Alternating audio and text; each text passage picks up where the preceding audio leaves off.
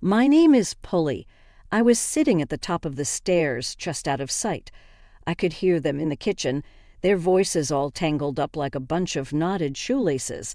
Mom and Frank, the guy who swooped into our lives like some kind of low-rent Superman, minus the cape and all the good stuff.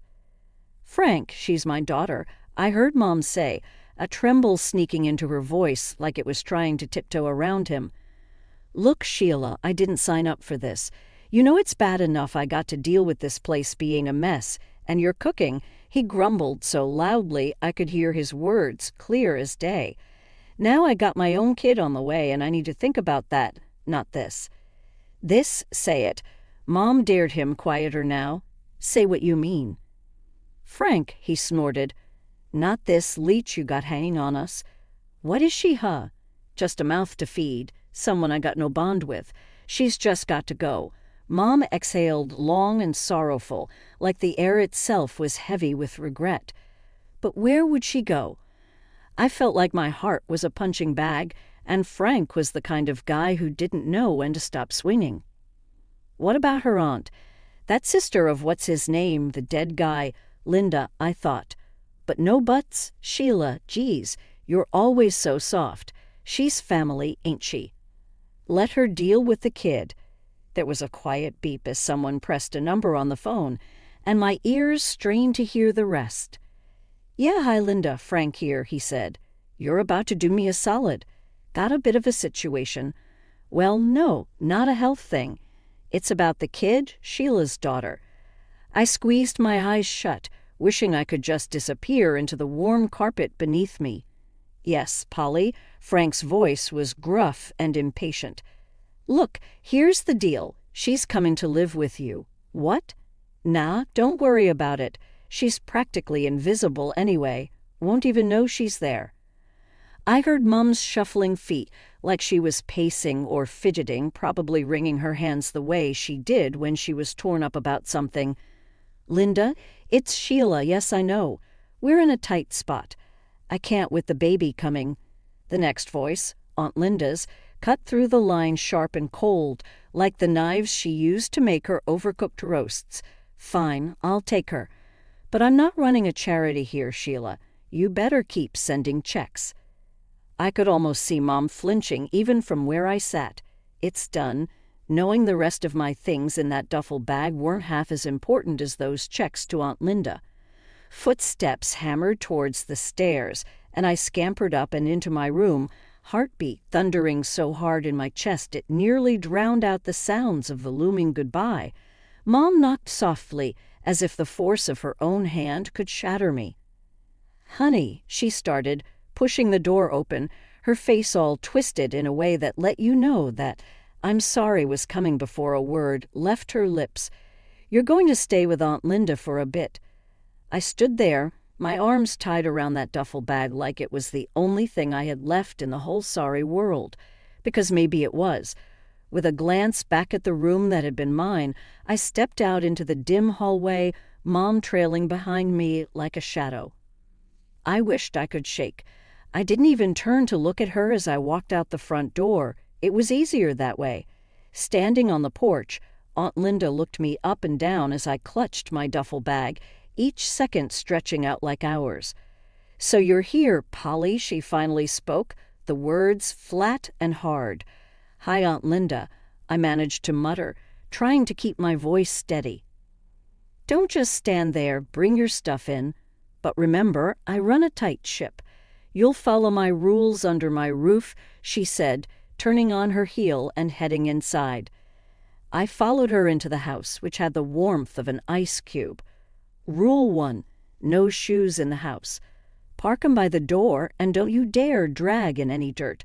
I keep a clean home. I nodded, slipping off my sneakers and leaving them neatly by the entrance. Rule 2, lights out by 9 on school nights.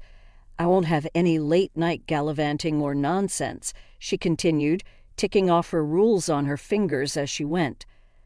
"Okay," I said, my voice barely above a whisper. Rule 3, don't talk back, don't question me, just do as you're told, quick and without fuss. Her house was like a museum. everything in its place and nothing out of line. The living room looked barely lived in. Plastic covers clung to the sofas, and I'd bet my last dollar they'd never been sat on. Aunt Linda caught my gaze and snapped, "Those are for protection, not for sitting. God help you if I catch a crease in them." I just nodded again, trying to take it all in. A few days in, and it felt like I was walking on eggshells that were rigged to explode. I spent my time trying to be invisible, hoping that it would save me from her sharp tongue. One day I slipped up. I spilled a bit of milk on the counter. Quick as I could, I wiped it up, but not quick enough. "What's this, a puddle?" Aunt Linda had appeared like a whisper, and her voice was like thunder. "Wasting food and making a mess," she scolded. "I got it, Aunt Linda. It's clean now." I showed her the rag, trying to prove it was just a small spill. "You think sorry and a rag fixes everything. You think I have the time and money to waste on your clumsiness?" "No," I started, but she cut me off with a wave of her hand. "Your mom sends you here like I got nothing better to do," she grumbled. "Even your own mom didn't want you, so why should I?" Her words hit me square in the chest. I stood there, jaw tight, swallowing the hurt because crying wouldn't change a thing. I knew arguing would only make it worse. The rules were clear, and Aunt Linda was the kind who never bent them, not for anyone. "Sorry won't happen again," was all I could get out. "You're right, it won't, because if something like this happens again, we're going to have a bigger problem. You hear me loud and clear." I answered. My voice sounded small, even to my own ears. Dinner was a silent affair.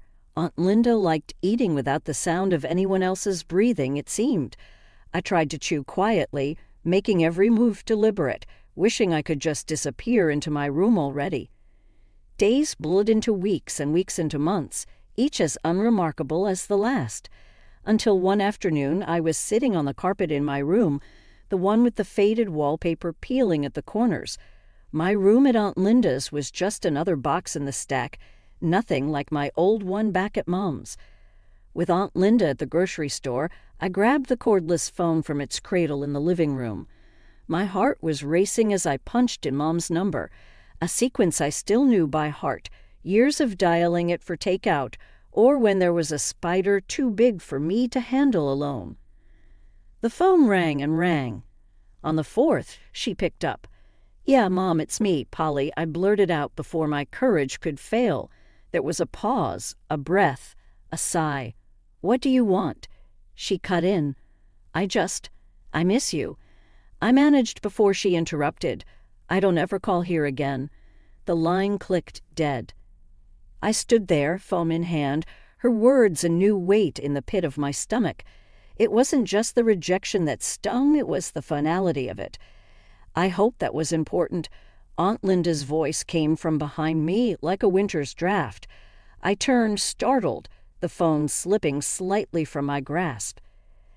"I just wanted to talk to her," I said, my voice failing to hide the quiver. She snatched the phone from my hand, her eyes narrow slits. "You think these calls are free," she spat. "I'm sorry, I'll pay for it," I stammered, though I had no idea how. Aunt Linda snorted. "Pay for it with what?" "No, you've caused enough trouble. I'm done with it, done with you." Before I could plead, she was on the phone, barking into the receiver. "Yeah, Betty, get a room ready. She's coming to you." I barely had time to process her words before I found myself holding a bus ticket and a hastily repacked duffel bag. She dumped me at the bus stop with a shake of her head and a good riddance that followed me onto the bus. I was on my way to Grandma's, and as the bus chugged along, the town I knew became a blur. I thought about Mom's voice, that tone I'd never heard before. I pressed my forehead against the cool window, the hum of the engine a stark contrast to the storm inside me. Grandma lived in a smaller town, a couple of hours away, in a house that was as old, but twice as cozy as Aunt Linda's. She was standing on the porch when I arrived, her eyebrows drawn down in concern. "You okay, Polly?" she asked as I trudged up the steps. I shook my head. Aunt Linda sent me away. Mom doesn't want to talk to me anymore, I confessed. Grandma sighed, opening her arms wide. I stepped into her hug like it was a safe haven. Families can be tough, she murmured. Come on in. I'll make you some tea. As I sank down at her kitchen table, surrounded by the comforting scent of cinnamon and apples, the warmth of the room unfreezing my fingers, I started to realize something hard, that sometimes the idea of a parent isn't what you get, and maybe, just maybe, I had to start figuring out how to deal with that. The day I settled into Grandma's house, I could tell it was a different world. The walls were aligned with pictures of plants and landscapes, unlike the museums back at Aunt Linda's place. Grandma was already in the kitchen, the heart of her home. Humming a tune I didn't recognize, Gran, you need help with anything? I called out as I dragged my bag inside. Without missing a beat in her humming, she replied, Nah, just park yourself at the table. Going to fix us some grub. Her voice was raspy from years of yelling over the noise of farm machinery back when she used to run the family's apple orchard. Now the most noise she dealt with was the creaking of the porch swing and the clatter of her old pots and pans. As the weeks passed, I fell into step with her ways. Wake up before the sun, help with breakfast, then off to school. After school, help around the house, dinner, homework, and bed. No frills, no drama. One chilly afternoon, Grandma found me on the porch swing, the horizon painted orange and pink by the setting sun. I've got something to tell you, she said, pulling the other side of the swing down with her weight. I tightened my grip on the chains of the swing. Whatever it was, Grandma wasn't one for beating around the bush. You're not just staying here, you know. This isn't temporary. She held out some papers to me. I've gone and made it official. You're mine now for good. I scanned the papers. Words like custody and guardianship jumped out at me. Why'd you do this, Gran? To me it seemed like taking on a burden, more trouble than a teenage girl was worth. 'Cause you're blood, kid. More than that, you got spirit, remember? She repeated her old saying and tapped her chest. Right here is where you've got to be toughest. We sat quiet for a while, the swing creaking under us, the sky darkening. I let her words wrap around me like the quilts on my new bed upstairs. Thanks, Gran, I finally said. That was all. Thanks sounded lame even to my own ears. Well, don't thank me yet. You'll be pulling extra weeds tomorrow, make no mistake. Her tone was playful, but I knew she'd hold me to it. Sitting on the swing now, a few days after my sweet 16, I could see that Grandma's house wasn't just a haven, it was a starting line, and with her backing, I was finally ready to run my race. The morning sun hadn't even cracked the sky when Grandma kicked the bottom of my bed. Rise and shine, Doc, she barked, same as she had every morning since I started med school. I groaned, my hand searching for the alarm clock. It's not even light out, Gran. The world don't wait for light. Cows don't milk themselves. Patients don't cure themselves, neither. She didn't have cows to milk, of course. It was about getting a point across, like always. Afternoons at the hospital were a blur of white walls and beeping monitors. By the time I got back, evening had settled in, and the house glowed with warm light. How'd it go? Grandma was at the stove, poking at something that smelled like heaven. Good, real good. I washed my hands at the kitchen sink, watching her move around the kitchen. Dr. Clean let me lead a minor procedure. She raised her eyebrows, a spoon still in her hand, dripping some sauce. Is that right? And how'd that feel? Scary as hell, I admitted. Sure, here is the text punctuated and formatted into short paragraphs. But I did it, and it went well. That's because you're made of stuff. She plated the food and set it on the small kitchen table. Earned your stripes today, huh? Feels like it, I agreed, diving into dinner. Afterward, we sat on the porch, me with a textbook, her with her knitting. The night was quiet, the only sound the crickets and the occasional turn of a page or click of needles. Thinking of Ted, she asked out of the blue. Ted was the first boy I brought home, A lifetime ago, it seemed. Not much time for that. I didn't even glance up from my book. Relationships took time and energy I didn't have. You make time for what's important, she countered. There's more to life than just work and study, I sighed. Maybe after my residency, grand, she nodded, knowing that was the best I could offer right then. Just remember, life's short. I smiled at her words, thinking how many times I'd heard just that. Never forget you got more to give than just being a good doctor, she continued. Got a heart that needs sharing too. It was in this simple way that she kept my feet on the ground, reminding me there was a world outside medicine, and one day I'd be a part of that too. We didn't talk much after that. The night wrapped around us, a blanket of peace as I pondered a future that seemed both exciting and terrifying. As the clock ticked towards tomorrow, I knew one thing for sure. Whatever the future held, I'd face it head-on just like Grandma taught me. I should have known when Gran missed breakfast for the third day straight. It's nothing, she said, waving off my concern. But nothing didn't leave you pale and worn out. Nothing didn't whisper lie in a voice that trembled like an old barn in a storm. The news hit like a brick. It's cancer. The doctor told me. You serious? I'd asked, darting from the doctor to Gran, who sat there nodding like she'd known all along.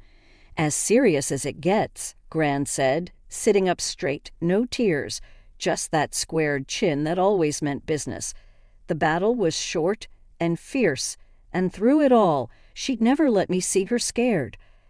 Until one quiet morning when she finally let go of the fight, the breath slipping from her in a soft sigh, like she was slipping into a warm bath. After, the house felt empty, like someone had scooped out the middle and left me with a shell. I walked through the funeral like someone else, shaking hands, accepting hugs, hearing murmurs of "she loved you like her own." They didn't get it, not really. It wasn't like she was my own, she was my everything. After everyone had gone, I stayed back, leaning on the cool marble, staring at the casket that was too new, too shiny. Left alone, I whispered to Gran like I used to when it was just me and her against the world. I'll make you proud, I swear. The next morning I found myself at the hospital, the hall sterile and smelling of disinfectant. My hands were steady, my mind clear. This was where I belonged. I might have lost Gran, but I was going to save others, keep going just like she would have wanted. In surgery, my hands didn't shake. Strength lived in me. Each stitch was a promise, a testament to her legacy. A legacy of love, love that didn't end with last breaths or in silent funeral halls. It was the love that pushed you forward when life kicked you in the teeth, the love that made you square your shoulders and face each day, knowing you were never really alone. Mom always had a flair for drama, like she could smell money from miles away. And come sprinting, the doorbell rang. One lazy Sunday, pulling me away from medical journals and a cup of coffee. I opened the door, and there they were, like some twisted version of a family reunion photo. Mom looked at me with those hawkish eyes, and before I could even get out a hello, she was in with the ask. You've got to share, it's only fair. Half is ours by rights, she said, her hand fluttering around like a bird trying to get out of a cage. Stepdad just leaned in the doorway, arms crossed, a muscle ticking in his jaw. He had that look, the one he got when he knew Mom had a great idea. Sarah hung back, not saying a word, just scrolling on her phone. I couldn't help it. A laugh just bubbled up. Oh, you for what exactly? Last time I checked, you kicked me out when I was 11. Mom's eyes narrowed to slits. We put a roof over your head, fed you, clothed you. That has to be worth something. Fed, clothed, more like rations and hand-me-downs. I crossed my arms, mirroring Stepdad. I was not going to be bullied. But Gran, she said, the word almost a slur. She left you everything, and we're struggling here. Stepdad took a step forward. Listen, just give us what we deserve, and we can all walk away from this peacefully. I shook my head, a mix of anger and disbelief churning in my gut. Gran didn't leave you a penny, 'cause she knew exactly what sort of people you are. Matter of fact, you remember that whole thing when I was a kid about where I came from? Well, turns out Gran adopted me when I was a baby, so legally I'm not even obligated to give you the time of day, let alone any inheritance. Mom went pale as a sheet, her mouth opening and closing like a fish. No, Sarah looked up then, her face confused. What's she saying, Mom? Stepdad's face transformed into a dark cloud. She's saying we're not getting a damn thing. That's right, I affirmed. You won't get anything from me. You'll regret this, Stepdad growled, a vein bulging in his neck. I stepped out, bracing myself against the frame of the door, the morning sun hot on my back. Is that a threat? I asked, my voice steelier than I felt. He squared his shoulders, but I wasn't 11 and scared anymore. It's a promise. Mom grabbed his arm, giving me a look that could curdle milk. Let's go, she hissed. I stepped back inside and closed the door, the click of the latch loud in the quiet house. Gran was gone, but she left me more than money. She left me the courage to stand up to them and the sense of worth they tried to take from me. Neighbors gave me the heads up with a quick call. Just thought you should know, that meant trouble. Your mom and her lot set up camp in your grandma's old house, they said, all concerned and a bit gossip-hungry. That house was mine and mine alone. Grandma made sure of that, the nerve of them, thinking they could just move in and not one soul would tell me. Guys, I said, knocking on the door louder than necessary, you can't just crash here. This isn't a motel. Mom yanked the door open, a fake smile plastered on her face. Polly, we're family, she exclaimed, leaning against the doorframe like she owned the place. Stepdad loomed behind her, his look less welcoming. We're not going anywhere. This is as much ours as it is yours, he stated, with that smug smirk that made my blood heat up. I clenched my fists, feeling the weight of the keys in my pocket. The house is mine, legally. You have 1 day to get out, or I'm calling the cops, they laughed, the kind that grates on your nerves. Yeah, sure, call the cops on your family. That'll look great, Stepdad jeered, his arms folded across his chest. I didn't want a scene, but they left me no choice. The next morning they were still there, lounging around as if they owned the place. That's when I made the call. When the cops rolled up, I could almost taste the sour change in the air. I stood by, arms crossed, watching through the living room window. Ma'am, sir, you need to leave the premises now, one officer said firmly, his hand resting near his belt. But she's my daughter, Mom tried to plead, her voice shifting to desperation, and I'm her stepdad, added Stepdad, that tick in his jaw back like a storm warning. Doesn't matter. You don't own this house, and the owner wants you out, the second cop chimed in, stepping forward. They finally stopped laughing. I could see the realization dawning on their faces, the reality that they couldn't bully their way through life anymore. I didn't budge until their car was a speck in the distance, and then turned to face the empty house. It felt like taking a deep breath after being underwater too long. It was quiet, the kind of peace that comes when a storm has passed and left clear skies in its wake. Stepping into the house, the air felt different, lighter. Grandma's voice didn't echo the way it did before. Now it was in my own head, words that came like a balm, soothing over years of scars. With each step, I started to reclaim the space. The kitchen where Grandma taught me to bake, the living room where she healed my teenage heart itches with ice cream and tough love, and her bedroom where she'd say prayers that I'd find my way in a world that could be cruel and unforgiving. I made coffee, the aroma filling the space, binding me to this house, this moment. Sitting at the kitchen table, I raised my cup to the new day, justice served, and served well.